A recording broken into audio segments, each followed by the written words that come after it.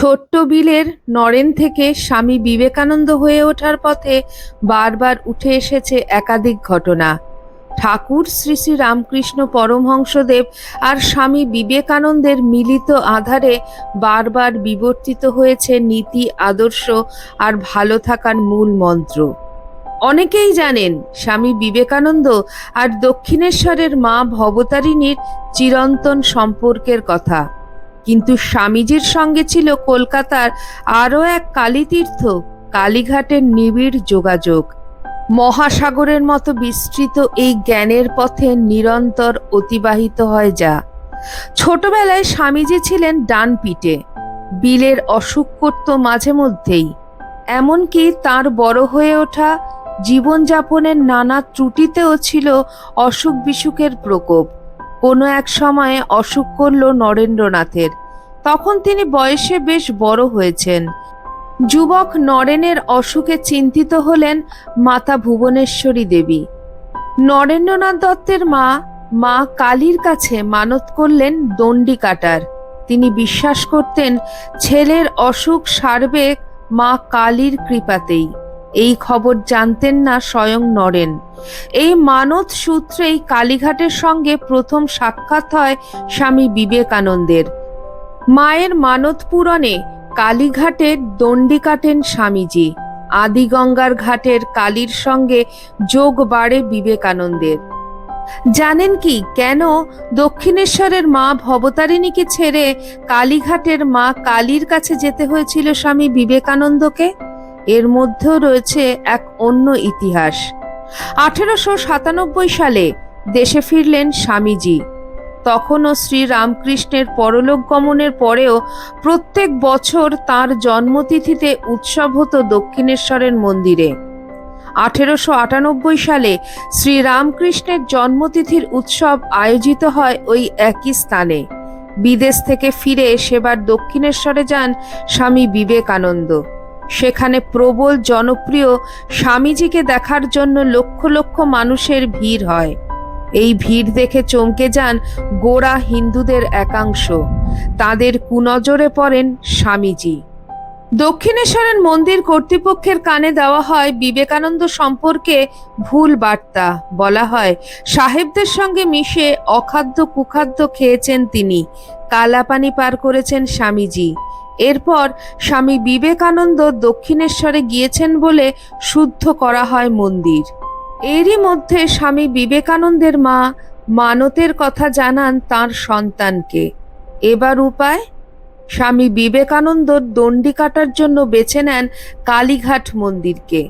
তিনি যাবেন একথা শুনতেই সাজো সাজো রব শুরু হয় কালীঘাট মন্দিরে। সেখানে পুজো দেন স্বামী বিবেকানন্দ, দণ্ডি কাটেন, মানত পূরণ হয় তাঁর মায়ের। এই কালীঘাট এবং স্বামী বিবেকানন্দের সম্পর্কের একাধিক কথার মধ্যেই উঠে আসে ঠাকুর শ্রী শ্রী রামকৃষ্ণদেব এবং স্বামীজির কাছের মানুষ নাট্যকার গিরিশচন্দ্র ঘোষের নামও। আপাদমস্তক নাস্তিক দামাল গিরিশের আস্তিক হওয়ার পথেও রয়েছে স্বামী বিবেকানন্দের কালীযোগের কথা। গিরিশচন্দ্র ঘোষের মনে তখন অন্য ভাব। একের পর এক প্রিয়জনের বিয়োগ তাকে কষাঘাত করে বোঝাচ্ছে যে শুধু পুরুষকার দিয়ে হবে না, দৈবকে মানতে হবে এবার। তাই তার মনে সাধ জেগেছে তার চেয়েও শক্তিশালী শক্তিকে জানতে হবে। সেই ভাব থেকেই গিরিশচন্দ্র নিযুক্ত হলেন মাতৃ সাধনায়। কালীঘাট তার প্রিয় স্থান হয়ে উঠল ক্রমশ। এর মধ্যেই দিবানিশি মায়ের কাছে যেতে শুরু করলেন গিরিশচন্দ্র। মাতৃভাবে, মাতৃসঙ্গীতে তথা মায়ের ভাব বুঝতে তন্ত্র সাধনায় মগ্ন রইলেন নাট্যকার। অনেকেই হয়তো জানেন না, বিবেকানন্দ রামকৃষ্ণ আবহের মধ্যেই বাগবাজারের লাগাম ছাড়া গিরিশ তন্ত্র সাধনায় সিদ্ধি লাভ করেছিলেন কালীঘাট সূত্রেই। যদিও গিরিশের জীবনে তখনও আসেননি শ্রী শ্রী ঠাকুর রামকৃষ্ণদেব। বন্ধ খামে থাকা চিঠিও পড়তে পারতেন গিরিশচন্দ্র ঘোষ। যে কোনো রোগের হোমিওপ্যাথি ওষুধ দিতে পারতেন তিনি। তবে গিরিশচন্দ্র ঘোষের ব্যক্তিগত তন্ত্র সাধনার বিরাজমানতার আধিক্যেও উঠে আসে সেই স্বামীজির মায়ের কথাও।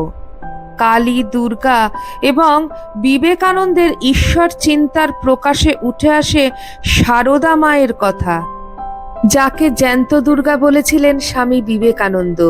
এর পেছনেও যেন রয়েছে গিরিশ যোগ।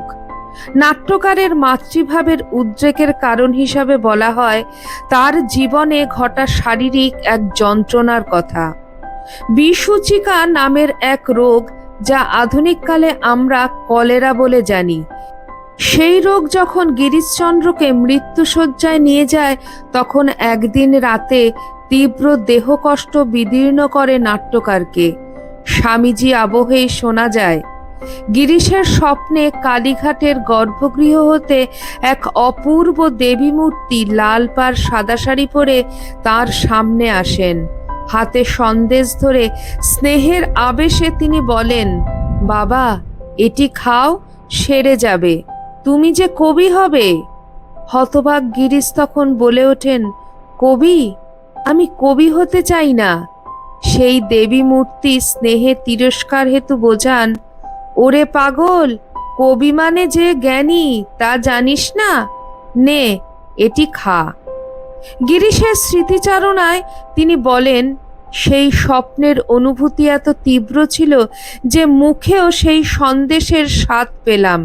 তিনি অচিরেই সুস্থ হয়ে ওঠেন। এরপর আসলে এই মা ছিলেন স্বয়ং শ্রী শ্রী মা সারদা দেবী। বাগবাজারে শ্রী শ্রী মা সারদা দেবী লজ্জাপটাবৃতা থাকতেন, শ্রীমুখ ঘোমটা দিয়ে ঢাকা থাকত। আমরা যে মায়ের ছবিতে তার শ্রীমুখ দর্শন করতে পাই তা ভগিনী নিবেদিতার ঐকান্তিক ইচ্ছাতেই। কিন্তু জয়রামবাটিতে আমাদের মা যে মেয়ের মতন। তাই গিরিশচন্দ্র ঘোষ যখন অনেক দিন পর জয়রামবাটিতে মাকে প্রণামকালে মায়ের মুখের দিকে তাকান, আঁতকে ওঠেন তিনি। এ কি? এ তো সেই কালীঘাটের দেবী মূর্তি, যা আমার অবচেতন মনের আকাশে এখনো সমুজ্জ্বল। প্রথমে মায়ের সামনে কিছু বলতে না পারলেও ব্রহ্মচারীদের দিয়ে বারবার বলে পাঠান, এই মাই কালীঘাটের মা কিনা।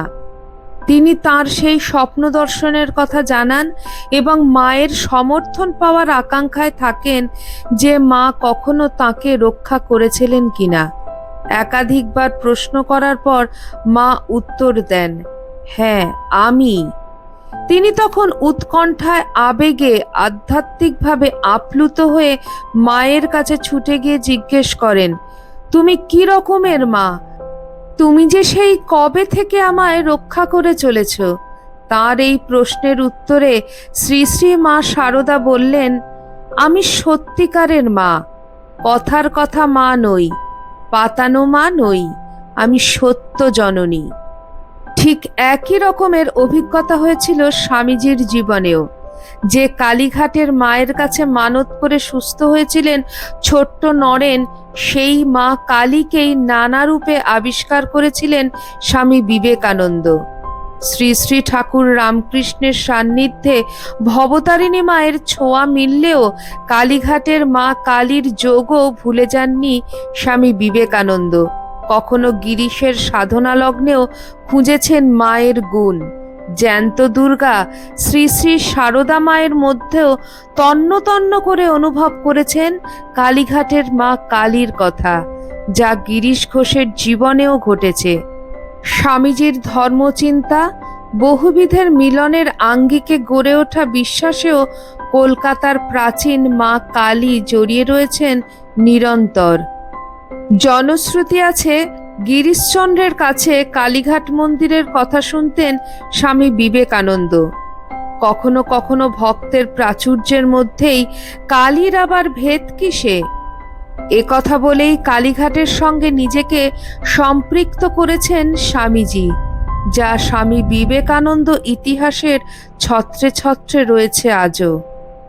আজ আমার ভিডিওতে আপনাদের সাথে আলোচনা করলাম স্বামীজি এবং গিরিশচন্দ্র ঘোষের কালীঘাটের মা কালীর সঙ্গে যোগাযোগের কথা।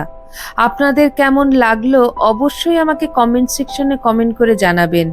চ্যানেলের নতুন বন্ধুদের কাছে একান্ত অনুরোধ, আমার চ্যানেলটি সাবস্ক্রাইব করে আমার পাশে থাকবেন। আর পাশে থাকা বেল আইকনটি অবশ্যই ক্লিক করে দেবেন, যাতে আমার পরবর্তী ভিডিওতে আপনার সঙ্গে আমার আবার দেখা হয়। আজকে এই পর্যন্তই। আবার খুব শিগগিরই দেখা হচ্ছে আপনাদের সঙ্গে কোনো একটি নতুন ভিডিওতে। সবাই ভালো থাকবেন, সুস্থ থাকবেন। জয় ঠাকুর, জয় মা, জয় স্বামীজি।